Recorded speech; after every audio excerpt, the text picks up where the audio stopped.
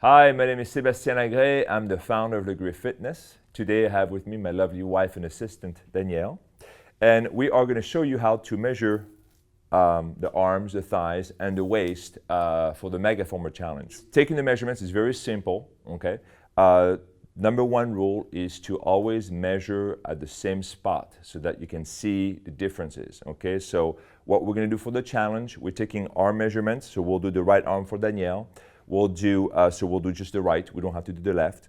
We'll do the waist, and then we'll do the right thigh, and that's all. We'll do it at the first day of the challenge, and we will do it 30 days after the challenge. Also, try to do the measurement under the same conditions. So if you took measurements in the morning, take them in the morning. If you took them after the breakfast or before the breakfast, try to respect that because, believe it or not, it will make a difference. How you measure the arms, you're going to turn to the right, okay? You want to keep the arm relaxed. You don't want to have the arm up because that's going to tense the biceps and it's going to make the arms bigger. What we want to do is we want to measure the arm at the widest point. And that's usually about between halfway point between the shoulder and the elbow. So about around here. And then you should be able to see it anyway. So you put the tape around it, okay? It's better to do it against skin, but if the person you are measuring is wearing clothes, then you want a clothes that is really tight fitting, not like a sweater like this, because this can add another inch or so, and it will mess up your measurements. So over here, we just put basically the tape just over the skin. We don't squeeze it because that will, again, mess up the measurements. And she's at 11 right here. So I'm going to write on the entry form 11 and on to the next measurement. All right, so when you take the waist, though, it's a little different because for the waist, you have different points. You know, the arms and the thighs, it's pretty easy to see where's the widest area. For the waist, you can really basically grab the waist anywhere between the ribs and the hips. Now, it doesn't really matter where you take the measurements, but as long as you're consistent with it. Because here's what happened. If I take the measurement at the nearest point today, you know, and let's say I get a measurement of, let's say quickly, very quickly, you know, 28, but the next time I do it, I grab it a little higher, I'm already at 29, 30. So she may have lost actually weight in the 30 days in inches, but it won't show because I'm grabbing a different spot. So I think that try to be very consistent because what we really want to measure is the drop, is the reduction in inches. So it doesn't really matter where you're going to be taking the waist measurement as long as you're consistent with it. I recommend to grab it right in the middle at the narrowest point. Some women don't like to have that because usually it's harder to lose the waist there, but that is the most common spot to measure the waist, okay?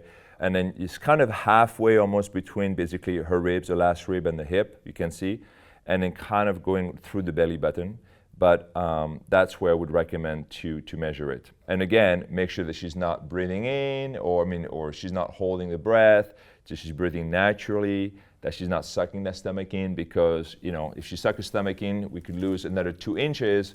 And then the next time she does it, she doesn't suck her stomach in, there's just 2 more inches. And she thinks, oh, I gained 2 inches around my waist. Trying to be consistent with this. Like I said, it's not rocket science. It's not total accuracy, but you want to be consistent with where you measure the waist.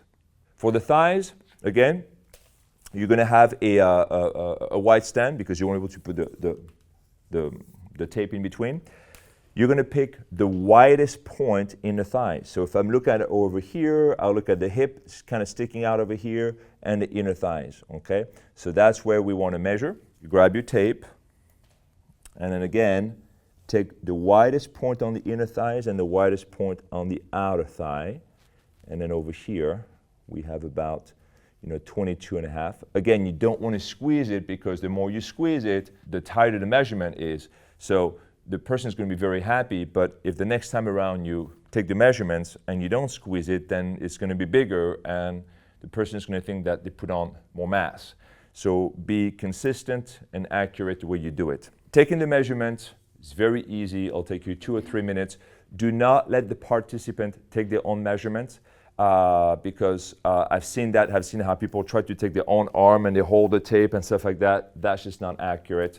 And also, we don't know the kind of entries that people are going to post on themselves. So they could exaggerate the numbers so that when they have you take the measurement maybe 30 days after, it looks dramatically reduced. So it's better that the studio owner does the measurements. Like I say, it takes about 5 minutes per people. The clothes, you know, it's okay to have kind of a loose fabric for the waist, but really for the arms and the thighs, you know, you want skin or you want really skin tight like this. Okay, guys, if you have any questions, just let me know. No, you cannot have my tape. I'm not going to mail this around. I'm keeping it for the next challenge. Love you guys, and good luck with the challenge.